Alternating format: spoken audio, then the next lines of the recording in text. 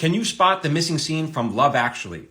So we were watching Richard Curtis's holiday classic Love Actually last night, and it occurred to me that there's a scene that's missing, which is an odd thing to say given that how do you know if it's missing if it's not there? Now, I'm definitely speaking out of school here. I don't know this to be a fact at all. I haven't watched the director's cut of Love Actually. I haven't read any interviews with Richard Curtis, but I suspect as a professional screenwriter that there's a scene missing.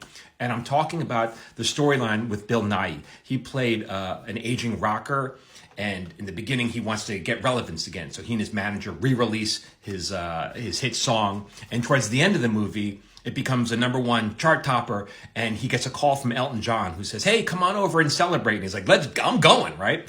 And then the very next scene is he shows up to his manager's apartment, and he says, "No, this is Christmas Eve. I want to spend Christmas with my best friend, and I love you. You're my best friend." Okay, so there's a turn. There's a scene that's missing there, and that's the turn when he, on camera, you usually put this on camera. When a character turns and has a giant revelation, you want that on camera because that's gold. So you can imagine maybe there was a scene where he's partying at Elton John's house and maybe he's hanging around with a bunch of hot women and living the life, and it occurs to him in that moment that it all feels empty without his best friend. So he leaves the party.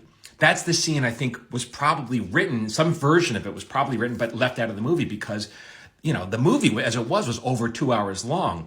And so the studio's like, "No, you can't release a 4-hour movie. You got to make cuts." So that's the danger of having an ensemble cast that's really big because you have to service all these storylines. And at some point, you're going to have to cut scenes that you might need or want or like.